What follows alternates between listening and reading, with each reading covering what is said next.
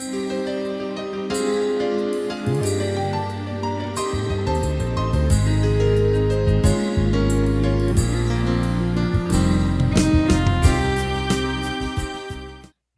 amigos, ¿cómo están todos ustedes? Soy Claudia Romero y se encuentran en su programa Humanízate por una cultura en familia 1670 de AM en Radio Anáhuac, Eleva tus sentidos y en nuestro canal de YouTube como Humanízate AC.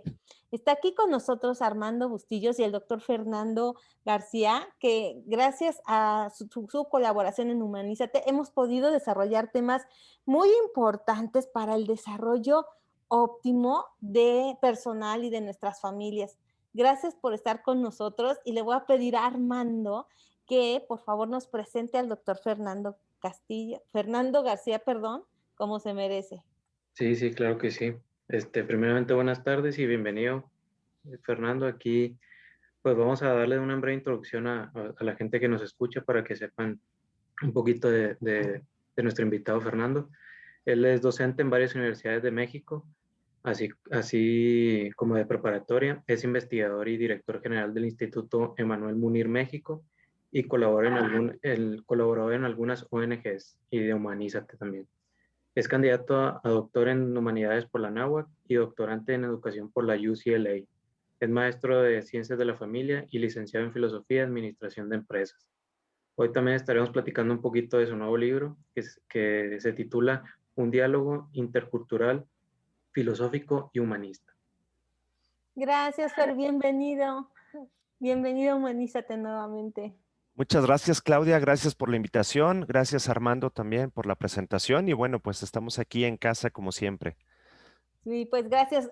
Para muchos que no saben, Fernando fue mi profesor, me dio antropología de accidente, muy buen profesor, tuve mucho que aprender de él y es por ello que lo invito continuamente y es parte de nuestros colaboradores porque hay mucho que aportar y hoy le vamos a dar la bienvenida también al libro que acaba de lanzar y que para mí es un placer que lo presentes aquí en Humanízate, Fer.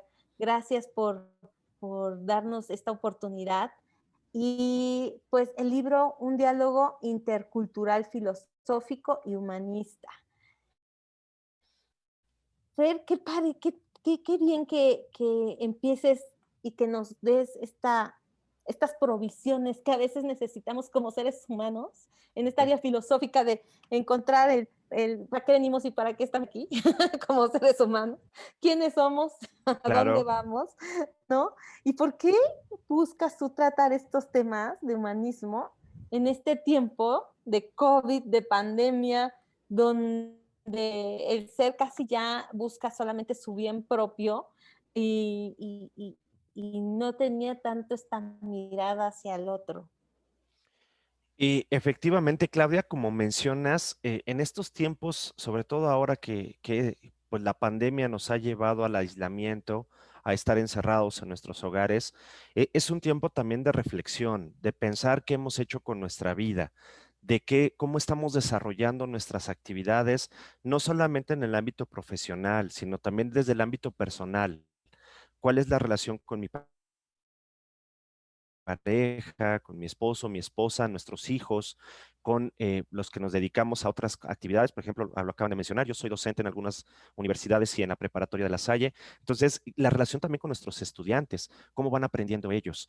En ese sentido, el libro, que, bueno, gracias por la difusión también del mismo, el libro salió el año pasado en plena pandemia propiamente. Entonces, esta importancia de esta reflexión filosófica cobra un mayor sentido precisamente porque es preguntarnos qué estamos haciendo con nuestra vida en la actualidad. Y es un libro, yo podría decirlo, para todas las personas, ¿eh? Para jóvenes, para adultos, para universitarios, para estudiantes, porque la finalidad es dar un panorama general de cómo surge la cultura en Occidente a raíz de pues el Imperio Romano, a raíz de los griegos, Platón, Sócrates, Aristóteles, y también cómo surge en nuestro continente, en Mesoamérica. Hacernos estas preguntas que, que a veces en el libro yo estaba leyendo, hablabas un poquito que la filosofía es sabiduría, ¿no? Pero es más nosotros, un diálogo con nosotros mismos, esta comunicación continua que tenemos para poder Mm. tener esta resiliencia y el amor y así reestructurarnos continuamente nosotros mismos. Y esta ilusión que también a veces tenemos de tener un sentido de vida, pero nos limita el fracaso, nos limita el saber que a lo Mm. mejor no pudimos y este miedo a experimentar, que nos ser señalados, yo creo que ha hecho que también un poco los seres humanos no nos hagamos estas preguntas, no nos replanteemos eh, qué sentido le vamos a dar a nuestra trascendencia. Esto que estuve yo de alguna manera leyendo me hacía reflexionar.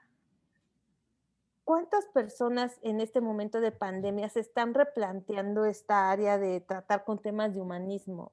¿Qué es lo que hace que Fer comience a tratar estos temas y se replantee en este tiempo hacerlo?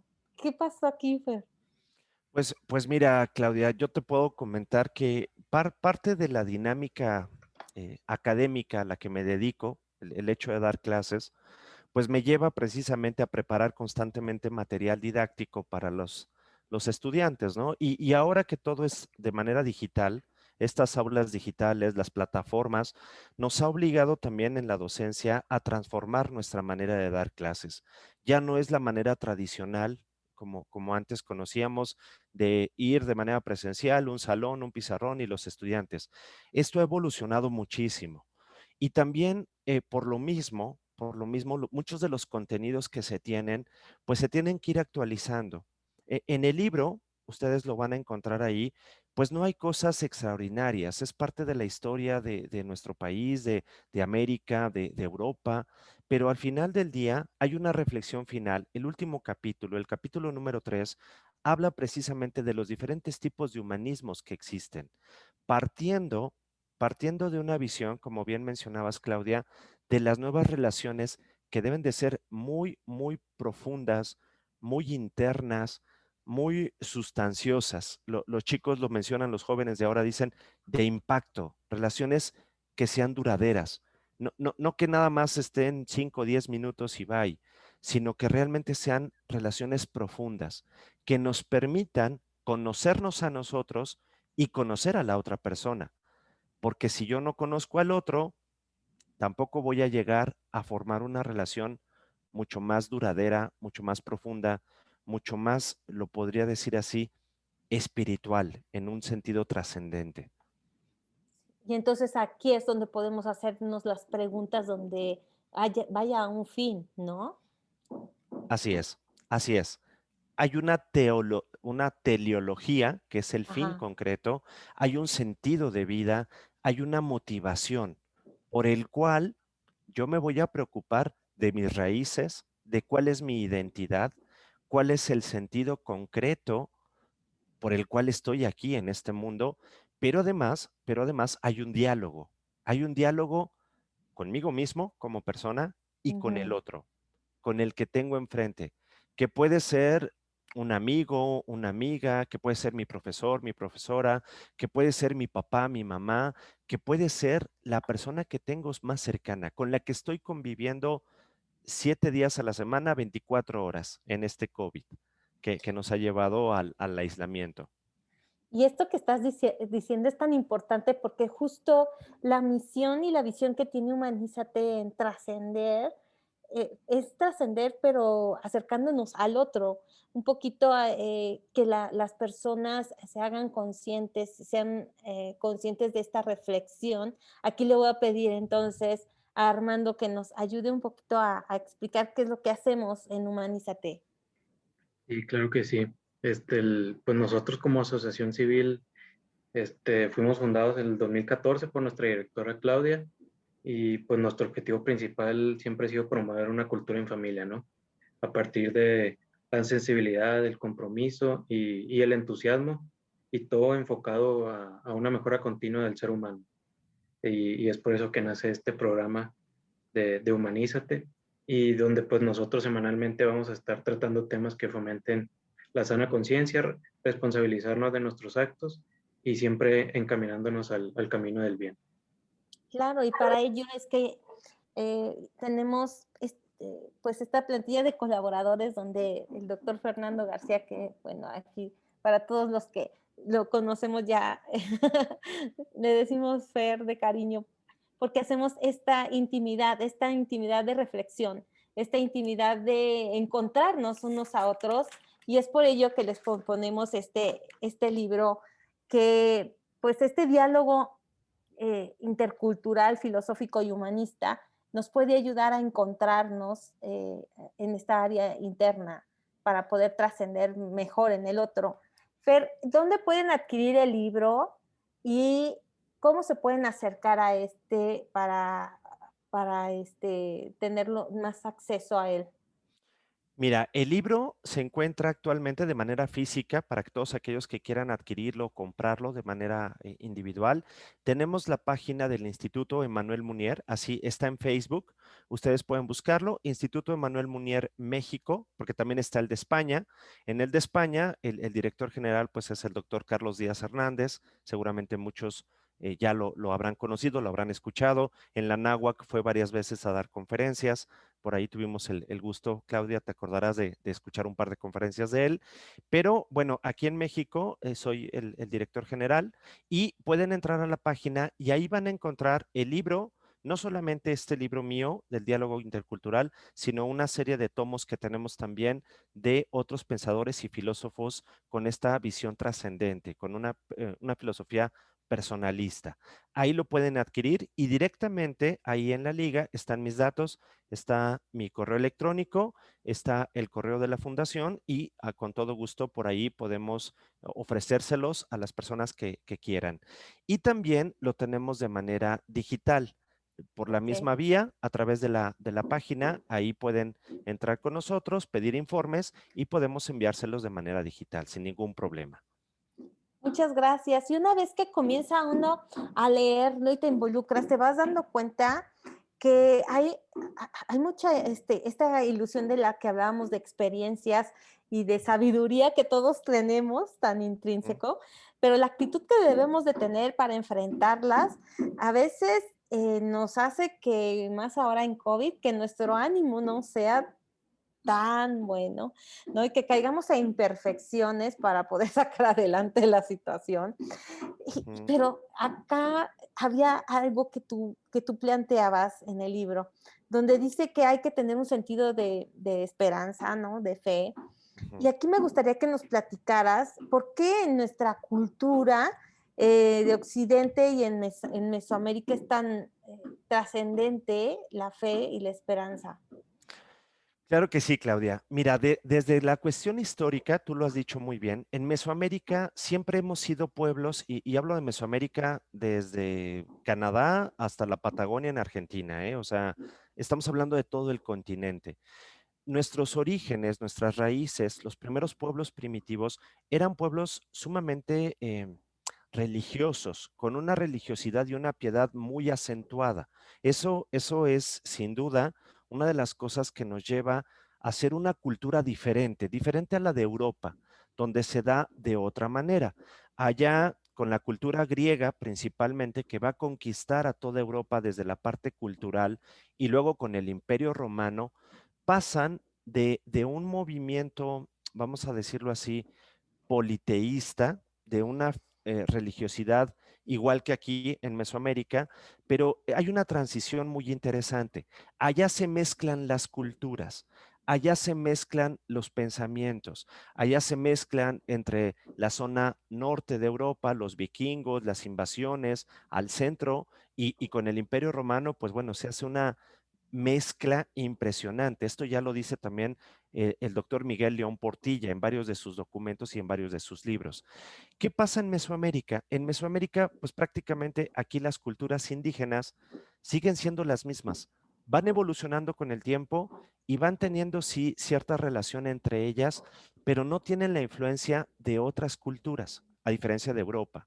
Entonces, concretamente, eso hace que la esperanza y que la fe en Mesoamérica sea completamente distinta a Europa. De hecho, por eso a Europa se le considera como el continente viejo, el continente antiguo, no solamente porque en la historia ellos empiezan a desarrollar muchas cosas. Y desde el aspecto cultural, desde el aspecto de la salud, desde el aspecto militar, desde el aspecto político. Mientras se descubre América, Cristóbal Colón en 1492, en Europa se están fundando las universidades. Entonces, este fenómeno hace precisamente que el continente americano se ha llamado el continente de la esperanza. ¿Y por qué? ¿Por qué se le da ese mote o por qué se le da ese nombre? Precisamente porque no solamente porque somos el último de los continentes que vamos a tener una relación con el resto del mundo, sino que nuestras culturas prehispánicas son culturas 100% originales que no tienen una mezcla con otras culturas hasta el siglo XV y XVI. Y empieza el proceso de la colonia. Entonces, eso hace que nuestros orígenes sean principalmente y nuestras raíces prehispánicas sean originarias y que no tengan una mezcla con los demás. Eso hace que nuestro pueblo sea un pueblo de esperanza, sea un pueblo de fe, sea un pueblo que busque la trascendencia de manera natural.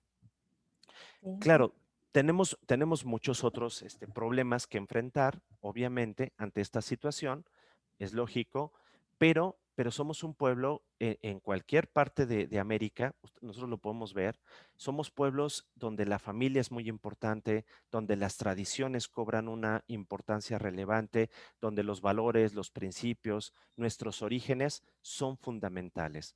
Y gracias a eso, la esperanza es una esperanza viva. Sí, Como se dice, somos pueblos de fiestas, de sí, tradiciones, nos encanta la fiesta, cálidos. cálidos, cálidos. Entonces, la raíz es esa, la raíz también tiene que ver con nuestras tradiciones.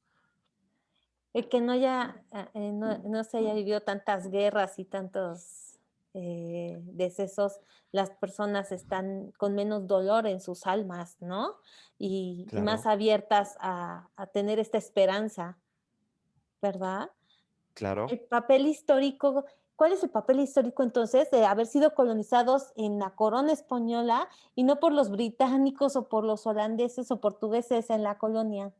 Claro, esto históricamente, que también se toca un poco ahí en el libro, de manera general, tiene una relevancia precisamente en la búsqueda de la trascendencia. ¿Por qué? ¿Cuál fue la ventaja de que llegaran los españoles con nosotros, en el caso de la Nueva España, y que va desde México, bueno, la mitad del territorio de Estados Unidos, hasta pues las colonias en Sudamérica, ¿no? Con Lima, Perú principalmente, y en Argentina, y Chile, y todos estos países.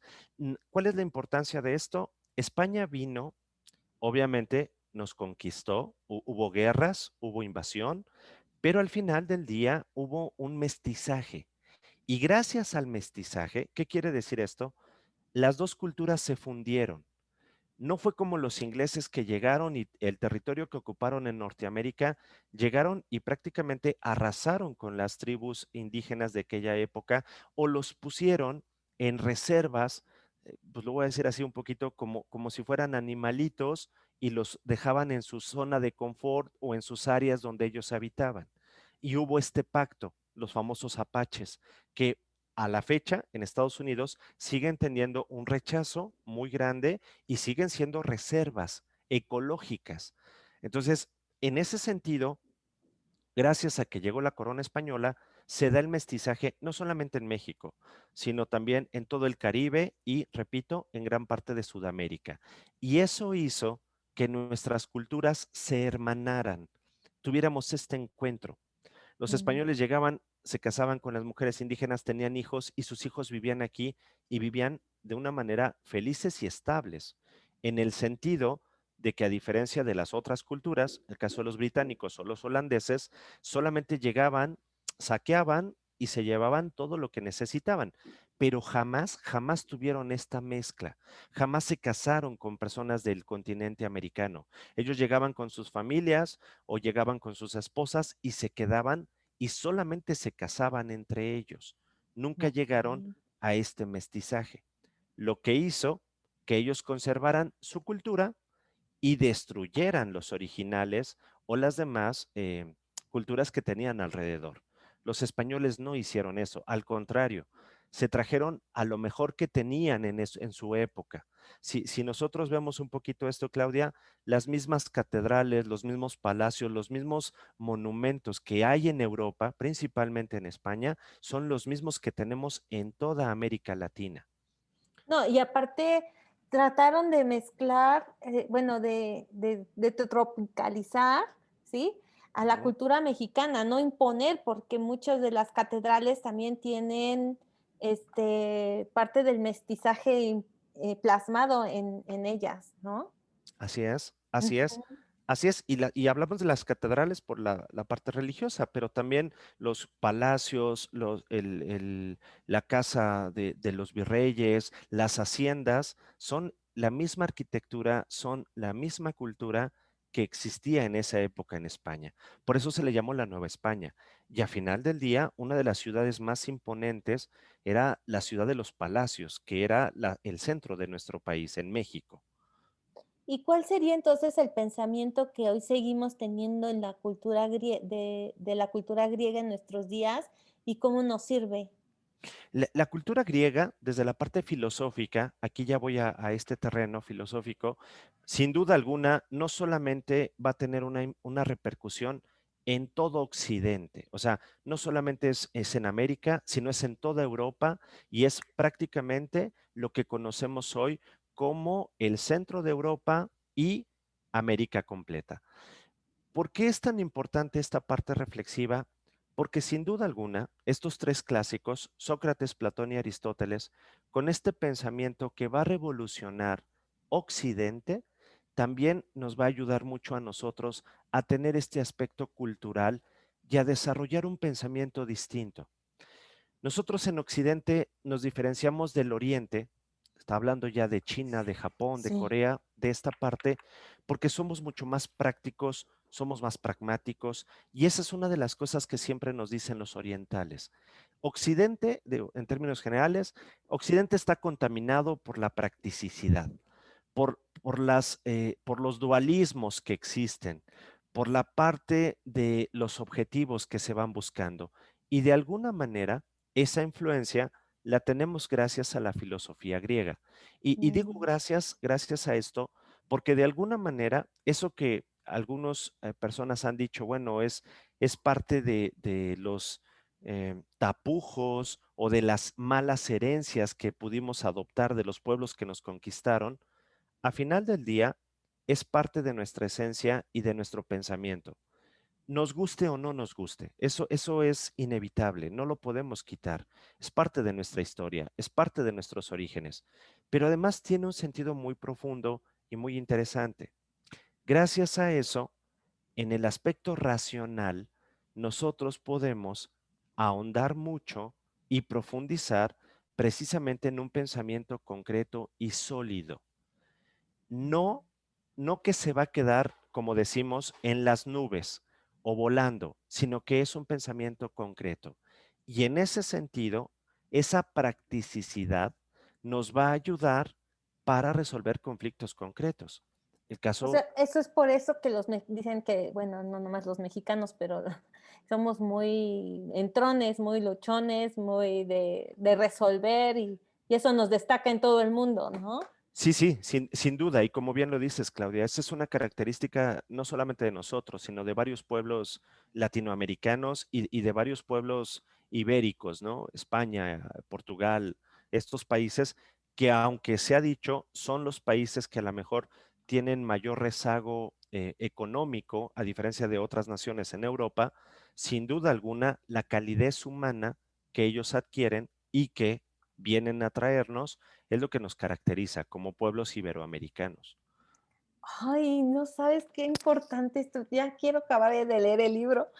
Se nos acabó el tiempo, pero le voy a pedir a Armando que te haga la dinámica de la ruleta, por favor, Armando. Sí, sí, claro que sí. A ver, le voy a compartir la pantalla ¿A poco no está súper interesante?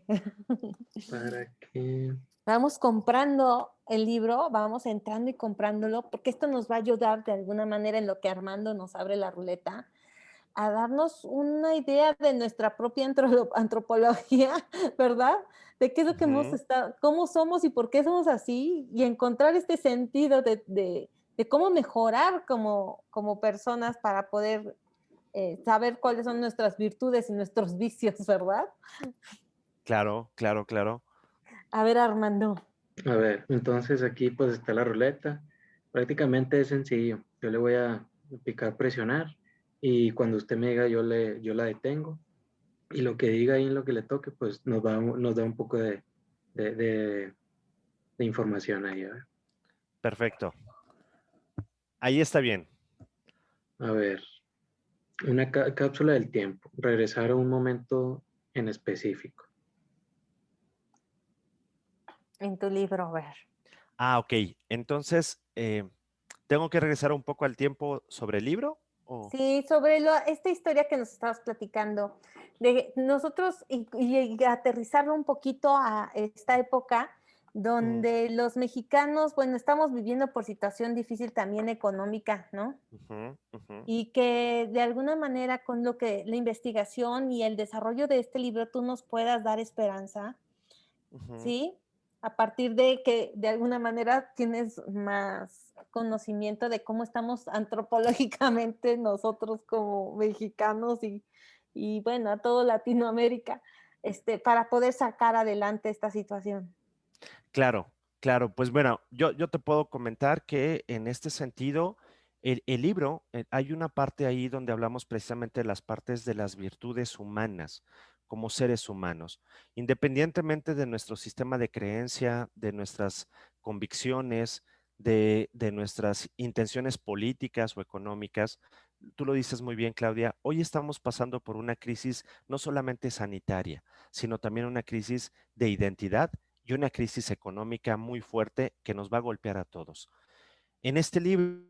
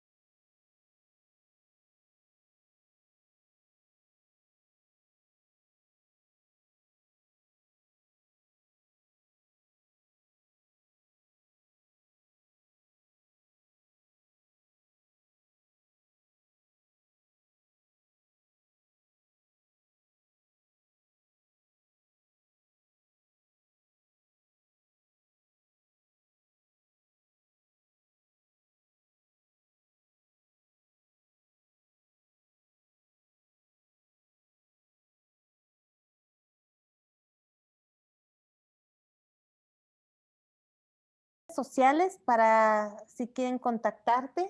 claro que sí, claro que sí. Bueno, pues está la página de internet del instituto, ya se los decía, el Ujú. Instituto Emanuel Munier México a través de Facebook. También me pueden encontrar en mi Twitter, @ferin02 y en mi página también de internet me van a encontrar como Fernando García Aguilar Ujú. y prácticamente pues esas son las redes sociales que tengo. Aguilar. Gracias, Fer. Armando, muchísimas gracias. Gracias No, por ser parte de Humanízate y gracias a todos ustedes por estar en el 1670 de AM en Radio Anáhuac. Eleva tus sentidos. Es un placer contar con su escucha. Les pedimos que compartan este material, que lo escuchen y que por favor opinen sobre él. Necesitamos también sus opiniones para saber cómo ir creciendo y ser más asertivos con nuestra producción. Hasta luego, que tengan un excelente día. Nos Hasta vemos. luego, gracias Dios, Claudia. Hasta luego. bye.